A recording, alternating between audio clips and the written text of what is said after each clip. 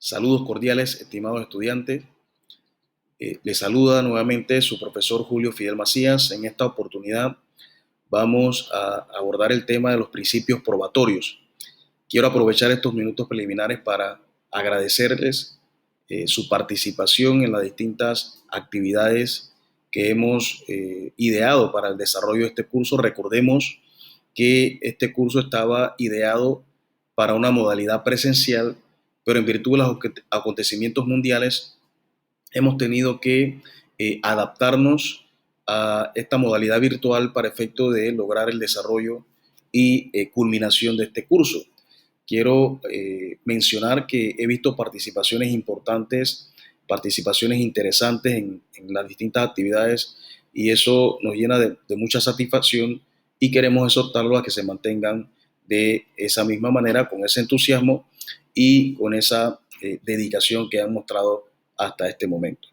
Como les mencioné al inicio de esta grabación, vamos a referirnos en este espacio al tema de los principios probatorios. Obviamente, por razones obvias, no vamos a poder agotar el tema en este espacio. Sin embargo, trataré en lo sucesivo de abordar los aspectos más relevantes, de manera que ustedes puedan tener herramientas esenciales, principios básicos para emplearlo desde las distintas posibilidades que tengan todos ustedes. Entonces, los principios probatorios, en primer lugar, son esos criterios que van a orientar toda la actividad probatoria, desde el momento en que esa prueba es propuesta en el proceso hasta el momento en que el juez va a valorar esa prueba. Sí, estos principios van a informar, van a orientar, van a nutrir y reglamentar toda esa actividad probatoria, ¿verdad?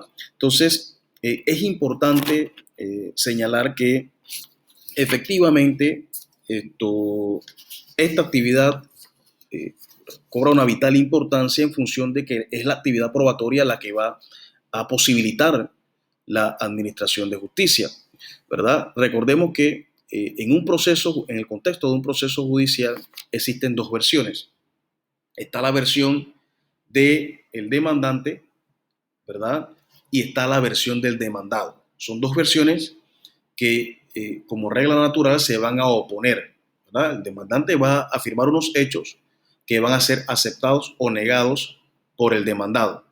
Si esas dos versiones no encuentran respaldo en material probatorio, obviamente eso va a dificultar y va a ser imposible que se lleve a cabo la labor de administración de justicia.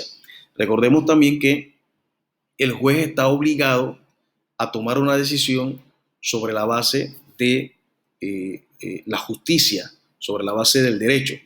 En consecuencia, esas dos versiones que en un momento determinado se van a contraponer, ¿verdad?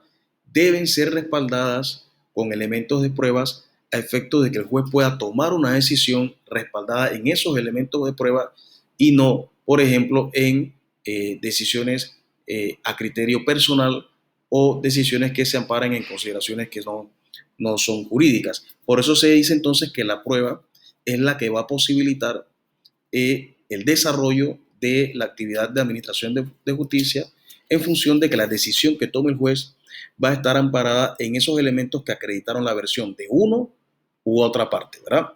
La actividad probatoria también puede servir como un elemento que ayude a prevenir los conflictos, que ayude a prevenir los litigios, en la medida en que si esos elementos, si esos derechos y esas obligaciones quedan consignados en un soporte material, ese soporte o esa circunstancia podría operar como un mecanismo inhibitorio para aquel que pretenda desconocer ese derecho que se consigna en el documento, de manera tal que también pudiera ser una fuente que evite el surgimiento de conflictos o de litigios, ¿verdad? En la medida en que esos derechos y obligaciones queden consignados en el respectivo documento. Por otra parte, también la actividad probatoria va a darle seguridad a esos derechos de las partes. ¿verdad? En la medida en que ese derecho de crédito, por ejemplo, el derecho que tiene una persona de cobrarle cierta suma de dinero a ese deudor, quede consignado en un documento, en un soporte material, esa circunstancia le dará mayor seguridad, ¿verdad?, a ese derecho. Distinto es la persona que reclama un derecho que no está soportado, no está consignado en ningún soporte documental. Obviamente, en estas circunstancias, ese litigante, esa parte que reclama ese derecho, ¿verdad?, frente a ese demandado, tendrá una gran dificultad de probar esa afirmación en función de que no cuenta con ningún respaldo o con ningún documento que acredite esa afirmación. Por eso se dice entonces que la actividad probatoria en gran medida posibilita, ¿verdad?, la actividad de la administración de justicia, ¿verdad? Por otro lado, podemos señalar que las normas probatorias son vinculantes para las partes, son vinculantes para la parte que efectivamente queda sometida a los criterios de oportunidad para presentar la respectiva prueba, queda sometido, por ejemplo, a los elementos de conducencia y pertinencia de la prueba. Son admisibles las pruebas que ciertamente cumplan con esos presupuestos de conducencia o de pertinencia de la prueba, ¿verdad?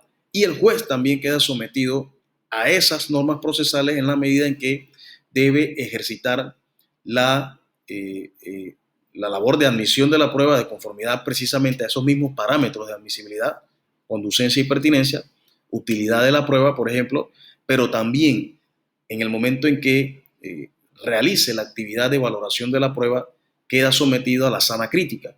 Recordemos que, como regla general, nuestro ordenamiento procesal establece la obligación al juez de que al momento de valorar la prueba lo haga de conformidad a las reglas de la sana de la crítica y no puede ampararse en un sistema distinto, un sistema de libre apreciación de la prueba o un sistema de prueba tasada en función de que el ordenamiento procesal le veda esta posibilidad y queda efectivamente vinculada o vinculado a ese conjunto de normas probatorias que reglamentan la actividad probatoria.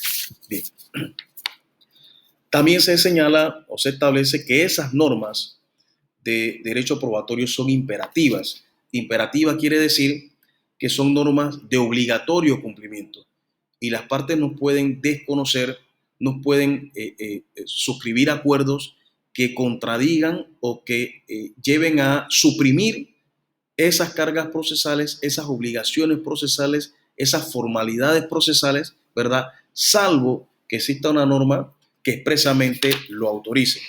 En ese sentido, podríamos señalar o podríamos hacer referencia a lo que establece el artículo 789 del Código Judicial, cuando señala que cuando las partes en un proceso sean hábiles para transigir, pueden solicitarle al juez que dé por acreditado o por probado un determinado hecho, ¿verdad? Siempre que sea admisible la prueba de confesión. ¿Qué quiere decir esto? Que ciertamente en el curso de un proceso van a existir afirmaciones por un lado y respuestas o digamos allanamientos o negaciones de esas afirmaciones por parte de la otra. Es decir, van a haber dos versiones que no necesariamente van a coincidir, ¿verdad? Son dos posiciones que como regla general se van a oponer, pero en el curso de un proceso pudiera ser efectivamente que se dé un hecho que sea firmado por una parte, sea alegado por una parte y que la otra parte no presente oposición. En ese caso, pudiera ser que las partes de común acuerdo puedan decirle al juez, queremos que usted dé por probado este hecho, ¿verdad? Pero es importante señalar y hacer la precisión que esta posibilidad solamente es viable cuando se admita la prueba de confesión. ¿Qué quiere decir esto? Que si en un momento determinado ambas partes aspiran a que el juez dé por probado, por ejemplo, una relación de matrimonio, ¿verdad? El juez estaría impedido de aceptar esta solicitud en función de que para ese hecho particular se exige una formalidad documental. Es a través del certificado del registro que emite el registro civil, ¿verdad? La manera como, de acuerdo a la conducencia, se puede acreditar una relación matrimonial. En el evento en que una parte lo afirme y la otra lo acepte, si no se ha incorporado al proceso este certificado, el juez no podrá dar por hecho esta afirmación por carecer de ese certificado que emite el registro civil. Por ejemplo, si en un determinado contexto también se requiere acreditar la titularidad o la propiedad de un bien inmobiliario, ¿verdad?